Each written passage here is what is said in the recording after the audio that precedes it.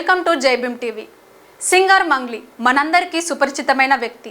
ఎన్నో ఏండ్లుగా సొంత కృషితో తనకంటూ సపరేట్ ఫ్యాన్ బేస్ ని సంపాదించుకున్న మంగ్లీ పేదరికం నుంచి వచ్చిన ఈమె ఒక టీవీ ఛానల్లో పనిచేస్తూ అలాగే సింగింగ్ మీద తనకున్న ఇంట్రెస్ట్తో అవకాశం వచ్చినప్పుడు తనకంటూ ఒక గుర్తింపు తెచ్చుకుందే అనే చెప్పొచ్చు.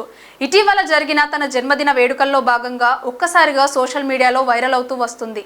తన బర్త్డే పార్టీ సంబంధించిన ఫోటోలు, వీడియోలు మనం సోషల్ మీడియాలోనూ చూస్తూనే ఉన్నాం. సింగర్ మంగ్లీ తన జన్మదిన వేడుకలను తన కుటుంబ సభ్యులు, బంధుమిత్రులు, అత్యంత సన్నిహితులతో కలిసి నిర్వహించింది.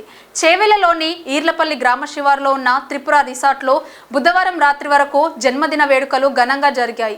ఈ వేడుకకు మంగ్లీ కుటుంబ సభ్యులు, సన్నిహితులు, సినీ పరిశ్రమకు చెందిన ప్రముఖులతో సహా దాదాపు 50 మంది హాజరయ్యారు. విశ్వసనీయ వర్గాల సమాచారం ప్రకారం చేవెళ్ల పోలీసులు త్రిపుర రిసార్టుపై ఆకస్మిక దాడులు నిర్వహించగా దాడుల్లో పెద్ద మొత్తంలో విదేశీ మద్యం మరియు డ్రగ్స్ ని పోలీసులు స్వాధీనం చేసుకున్నట్లు సమాచారం.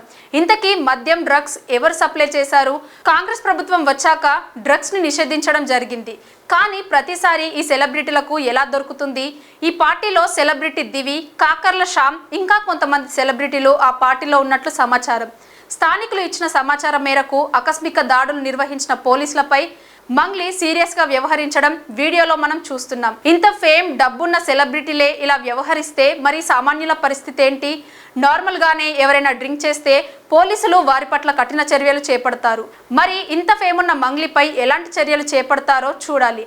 ఇప్పటి వరకు అందరికీ ఇన్స్పిరేషన్ గా ఉండే మంగ్లీ ఇప్పుడు ఈ వివాదాలు అన్నింటినీ ఎలా ఎదుర్కొనబోతుందో చూడాలి. చూస్తూనే ఉండండి జైబీమ్ టీవీ.